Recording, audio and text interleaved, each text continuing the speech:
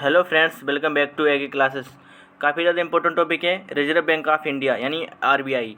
अगर आप किसी भी एग्जाम की तैयारी कर रहे हैं, जो क्लास है वो आपके लिए बहुत ज़्यादा यूजफुल रहने वाली है। इससे हर एग्जाम में क्वेश्चन पूछे जाते हैं, इसीलिए क्लास को एंड तक देखना है। और क्लास के एंड में बताऊँगा आपको इस क्लास की PDF कहाँ मिलेगी।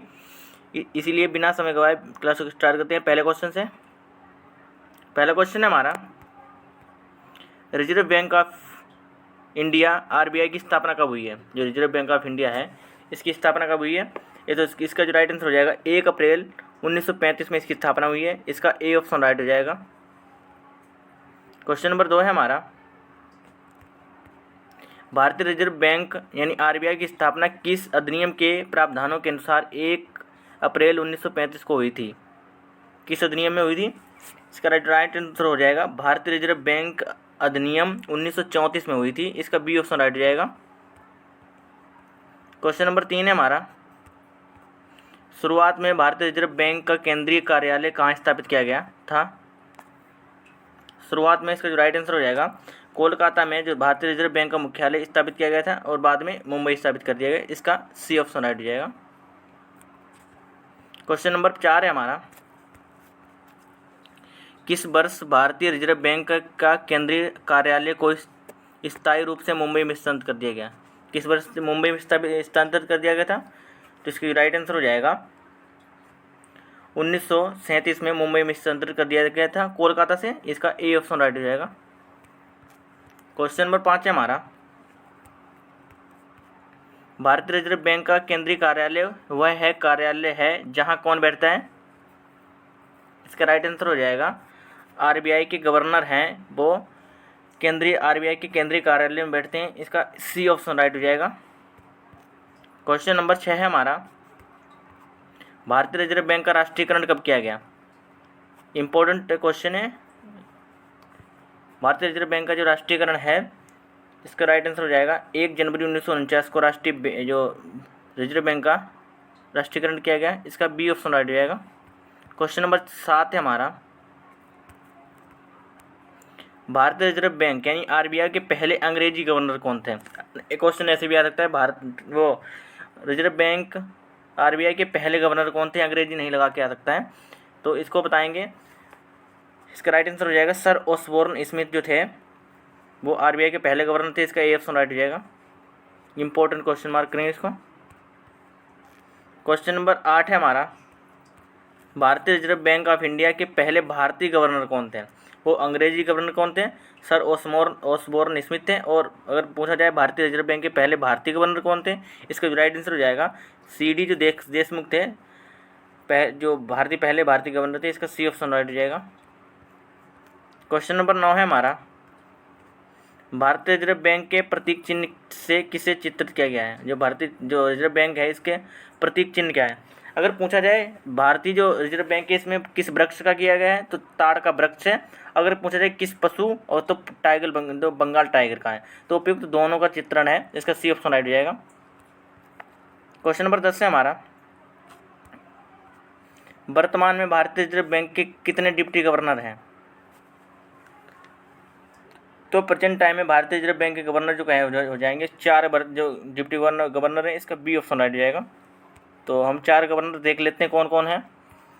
M राजेश्वर राव हैं और MD पात्रा हैं, MK जैन हैं और BP कानूनगो हैं। ये 4 लोग हैं, याद रखेंगे।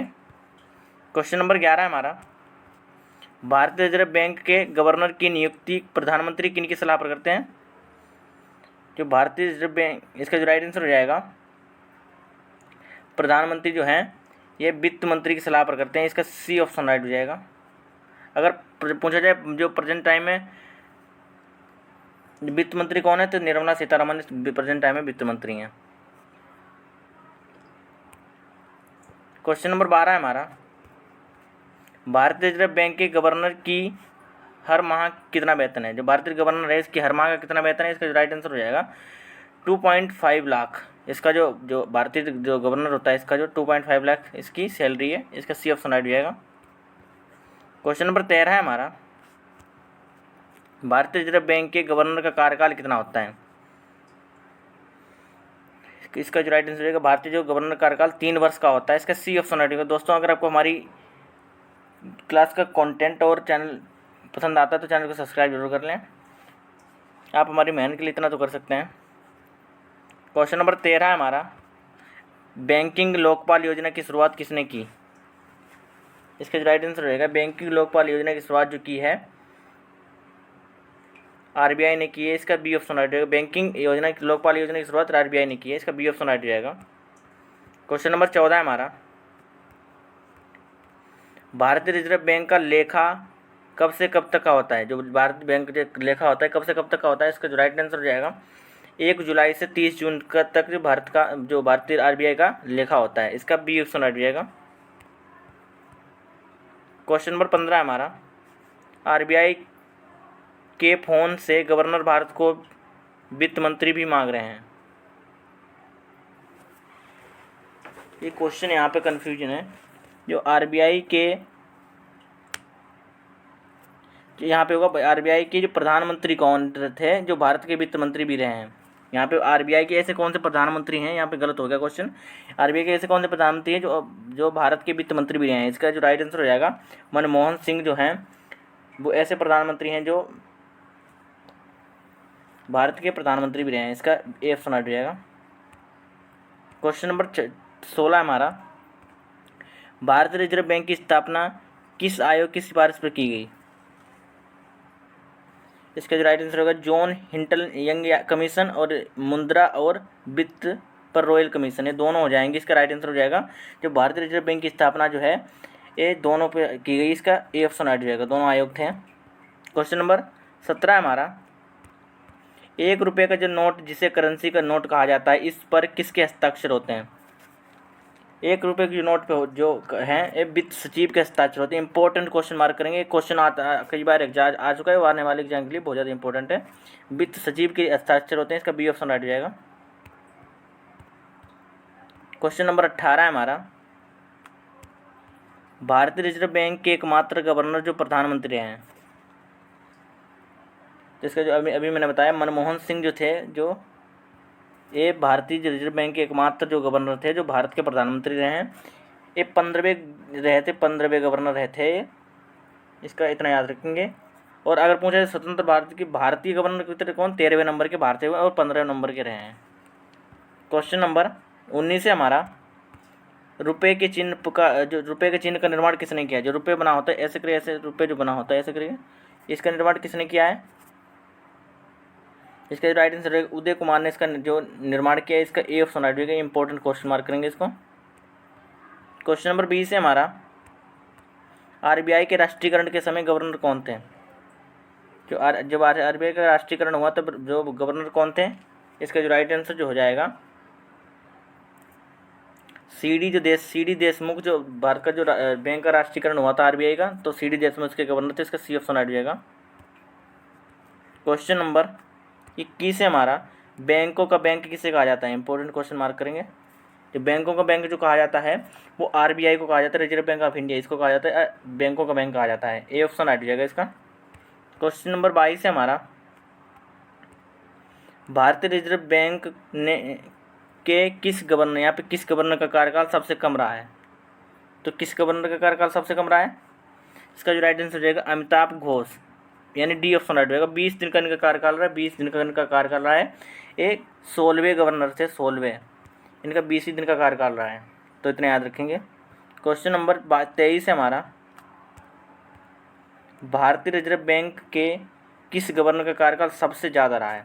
सबसे कम तो रहा है अमिताभ घोष का, और अगर सबसे ज़्यादा पूछा जाए सबसे ज़्यादा कार्यकाल किसका रहा है, तो इसका राइट आंसर हो जाएगा बेनेगल रामाराव का कार्यकाल रहा है। 1 जुलाई 1949 से 14 जनवरी 1957 तक रहा है। लगभग 7 वर्ष 197 दिन तक का कार्यकाल सबसे ज़्यादा इनका रहा है बेनेगल रामाराव का। क्वेश्चन नंबर इनके बारे में देखते हैं इनके एक बार। भारतीय रिजर्व बैंक के गवर्नर के रूप में सर्वाधिक समय तक काम करने वाले व्यक्ति बेनेगल रामाराव थे। वह 1 जुलाई 1949 से 14 जनवरी 1957 तक 7 वर्ष 197 दिन तक अपने कार्य पर कार्यरत रहे थे। क्वेश्चन नंबर 24 है हमारा, भारत का केंद्रीय बैंक कौन सा है? भारत का जो केंद्रीय बैंक पूछा जाए, भारत का केंद्रीय बैंक कौन सा है, तो उसका राइट आंसर रहेगा आरबीआई भारत का जो है केंद्रीय बैंक है, इसका ए ऑप्शन राइट हो जाएगा, reserve bank of India. Question number 25 है हमारा, कितने रुपए के नोट में शक्तिकांत दास के हस्ताक्षर हैं? जो प्रेजेंट टाइम में हमारे गवर्नर है शक्तिकांत दास, तो इसका राइट आंसर है 20 रुपये के नोट पर शक्तिकांत के हस्ताक्षर, इसका बी ऑप्शन राइट हो जाएगा।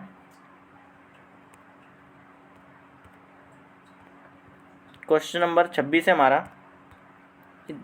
2021 में भारतीय रिजर्व बैंक के गवर्नर कौन थे? 2021 था, भारतीय रिजर्व बैंक के गवर्नर कौन थे? तो इसका राइट आंसर शक्तिकांत दास ही हो जाएगा। प्रेजेंट टाइम में शक्तिकांत दास ही हैं और 2021 में भी शक्तिकांत कांति थे। ये 25वें गवर्नर थे, 25वें। ये पूछा जाता है एक भारतीय जो शक्तिकांत दास हैं, एक भारतीय जो गवर्नर कौन से हैं, तो 25वें गवर्नर हो जाएंगे। क्वेश्चन नंबर 27 है हमारा, 1 रुपये के नोट को छोड़कर बाकी सभी नोटों यानी बाकी सभी नोटों पर किसके जो सभी कौन नोट जारी करता है? 1 रुपये का नोट छोड़ दिया जाए तो बाकी सभी नोट पर कौन नोट जारी करता है? इसका राइट आंसर हो जाएगा, इसका जो राइट आंसर मार्क करेंगे वो आरबीआई जारी करता है, जिसका बी ऑप्शन राइट हो जाएगा। क्वेश्चन नंबर 28 है हमारा, भारत में सिक्कों की ढलाई का काम कौन करता है? इसका जो राइट आंसर हो जाएगा वित्त मंत्रालय है जो भारत में सिक्कों की ढलाई का काम करता है, इसका ए ऑप्शन राइट हो जाएगा। ये सिक्के बनाते कौन है? वित्त मंत्रालय करता है। क्वेश्चन नंबर 29 है हमारा, दोस्तों अब अगर आप हमारे चैनल पर नए जुड़े तो चैनल सब्सक्राइब जरूर कर लें, अपने दोस्तों के पास भी ज़रूर कर लें, शेयर कर दें। देवास नोट प्रेस किस राज्य में है? किस राज्य में जो देवास नोट प्रेस है, इंपॉर्टेंट क्वेश्चन मार्क करेंगे इसको, ये किस राज्य में है? इसका जो राइट आंसर हो जाएगा मध्य प्रदेश राज्य में है, एमपी में हो जाएगा, इसका बी ऑप्शन राइट हो जाएगा। क्वेश्चन नंबर 30 है हमारा, आरबीआई ने आरटीजीएस सेवा को 24/7 बहाल कर दिया है। आरटीजीएस का पूर्ण रूप क्या है? इसका जो राइट आंसर रहेगा रियल टाइम ग्रोस सेटलमेंट, इसका हो जाएगा आरटीजीएस का पूर्ण रूप हो जाएगा, यानी रियल टाइम ग्रोस सेटलमेंट, इसका राइट आंसर हो जाएगा बी, इसका राइट आंसर हो जाएगा। क्वेश्चन नंबर 31 है हमारा, आरबीआई ने रेपो रेट यानी को पहले की तरह कितने प्रतिशत पर बरकरार रखा है? इसका जो आंसर हो जाएगा वो 6.5% पर आरबीआई ने अपना रेपो रेट बरकरार रखा है, इसका बी ऑप्शन राइट हो जाएगा। जो रेपो रेट होता क्या है? रेपो रेट बहुत ज़्यादा इंपॉर्टेंट है। रेपो रेट क्या होता है? जब हमें पैसों की ज़रूरत हो और अपना बैंक अकाउंट खाली हो, जब हमें पैसों की ज़रूरत हो, अपना बैंक अकाउंट खाली हो, जो बैंक से कर्ज लेते हैं इसके बदले हम बैंक को ब्याज चुकाते हैं। बिल्कुल सही, आगे देखते हैं, बैंक ब्याज चुकाते हैं। इसी तरह बैंक को भी अपनी ज़रूरत या रोज़मर्रा के कामकाज के लिए काफ़ी रकम की ज़रूरत पड़ती है। इसके लिए बैंक भारतीय रिजर्व बैंक से कर्ज लेते हैं। बैंक इस लोन पर रिजर्व बैंक को जिस दर पर ब्याज चुकाते हैं उसे ही हम रेपो रेट कहते हैं, इसको रेपो रेट हम कहते हैं, इसे याद रखेंगे इसको। क्वेश्चन नंबर 32 है हमारा, आरबीआई ने रिजर्व रेपो रेट को पहले की तरह कितने पर बरकरार रखा है? देखो रेपो रेट तो हमने जान ली, अब रिजर्व रेपो रेट देख लेते हैं क्या होती है, कितने पर बरकरार रखा है आरबीआई ने। इसका राइट आंसर जो हो जाएगा वो 3.35 पर बरकरार रखा है रिजर्व रेपो रेट, इसका ए ऑप्शन राइट हो जाएगा। अब रिजर्व रेपो रेट देख लें क्या होती है। रिजर्व रेपो रेट क्या होती है? जैसा इसके नाम से ही साफ है कि यह रेपो रेट से उलट है। ये रेपो रेट से उलट होती है। यह वह दर होती है जिस पर बैंकों को उनकी ओर से आरबीआई में जमा धन पर ब्याज मिलता है। रिजर्व रेपो रेट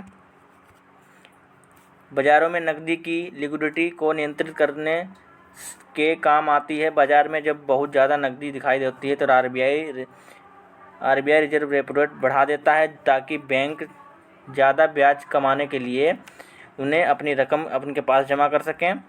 तो इसे ही हम जमा करते हैं, इसे ही हम आज जो रिजर्व रेपो रेट कहते हैं, यानी इसका रिजर्व रेपो रेट याद हो जाएगी आपको।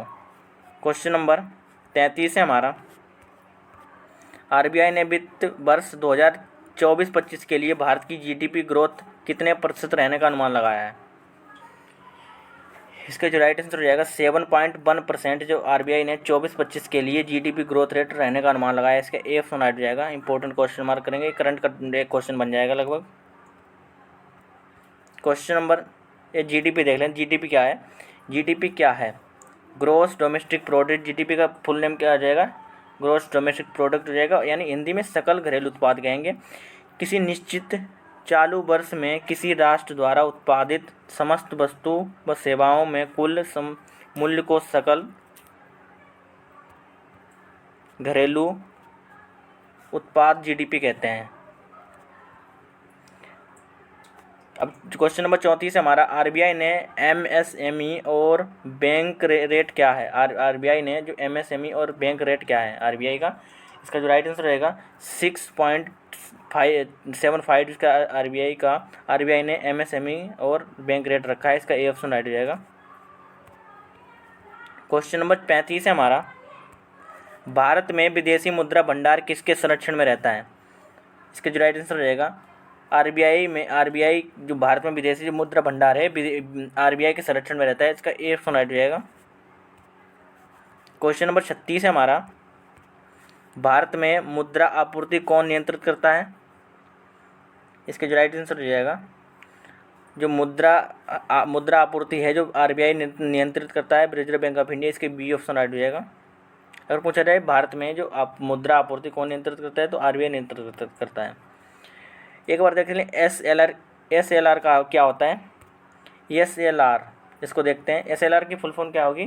स्टैट्यूटरी लिक्विडिटी रेशियो हो जाएगी, इसकी फुल फॉर्म हो जाएगी। जिस दर पर बैंक अपना पैसा सरकार के पास रखते हैं उसे एसएलआर कहते हैं। नकदी की लिक्विडिटी को नियंत्रित करने के लिए इसे इस्तेमाल किया जाता है। मार्शियल बैंकों को, आगे देखते हैं, मार्शियल बैंकों को एक खास रकम जमा करनी पड़ती है जिसका इस्तेमाल किसी एजेंसी लेन देन को पूरा करने में किया जाता है। आरबीआई जब बैंक दरों में बदलाव किए बगैर नकदी की लिक्विडिटी को कम करना चाहता है तो वह सीआरआर बढ़ा देता है। तो सीआरआर बढ़ा देता है जिससे बैंक के पास कर्ज देने के लिए कम रकम बचती है।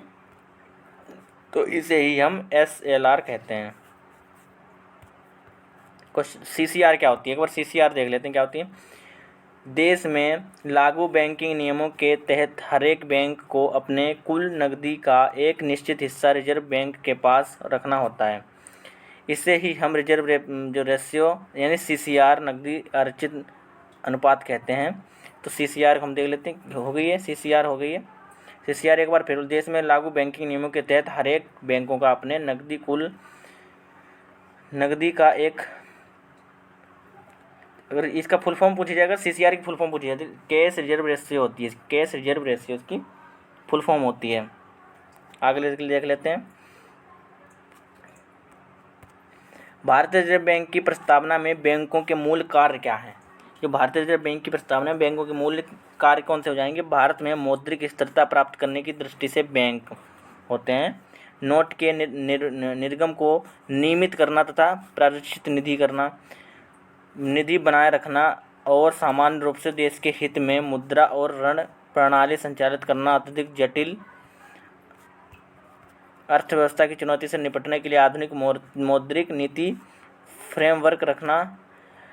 वृद्धि के उद्देश्यों को ध्यान में रखते हुए मूल्य स्थिरता बनाए रखना, ये बैंकों के कार्य होते हैं। ये बहुत ज़्यादा इंपॉर्टेंट टॉपिक है, ये बहुत इंपॉर्टेंट है। ये पूछा जाता है, हर एक एग्जाम में पूछा भी गया होगा, पूछा भी जाता है बहुत। नोटों के विभिन्न ऐतिहासिक चित्र हैं। नोटों पे कौन से किसके चित्र बने होते हैं, किसका क्या होता है? देखो 10 रुपये का नोट होता है। 10 रुपये का नोट पे 10 रुपये के नोट पर कोणार्क सूर्य मंदिर बना होता है। कोणार्क सूर्य मंदिर बना जो उड़ीसा में स्थित है, ठीक है। 50 रुपये के नोट पर कर्नाटक का हम्पी का रथ बना होता है। जो 50 रुपये का नोट होता है इस पर कर्नाटक के हम्पी का रथ बना होता है। 2000 के नोट पर सांची का स्तूप बना होता है। सांची का स्तूप किसके? 2000 के नोट पर बना होता है। अगर 500 रुपये के नोट पर दिल्ली का लाल किला, 500 रुपये के नोट पर क्या बनाता है? दिल्ली का लाल किला बनाता होता है। और जो 200 रुपये का नोट जो अभी बंद हो गया है लगभग, तो 200 रुपये के नोट पर 200 रुपये के नोट पर मंगलयान बना है, मंगलयान। और 100 रुपये के नोट पर रानी की बाव बनी है, रानी की बाव। अगर पूछा रानी की बाव किस रुपये के नोट पर बनी है तो रानी की बाव 100 रुपये के नोट पर, और मंगलयान 2000 नोट पर। दिल्ली का लाल किला 500 के नोट पर दिल्ली का लाल किला बना है। तो इतनी थी आज की क्लास। और इस क्लास का जो PDF जो है, इस क्लास का PDF जो मिलेगा इस क्लास के डिस्क्रिप्शन बॉक्स में दे रखा है, उसमें टेलीग्राम जो चैनल दे रखा है उसको ज्वाइन कर लें, इस क्लास की PDF मिलेगी। तो आज की क्लास का आपको फीडबैक देना है, आज की क्लास आपको कैसी लगी। Okay, bye bye, thank for watch.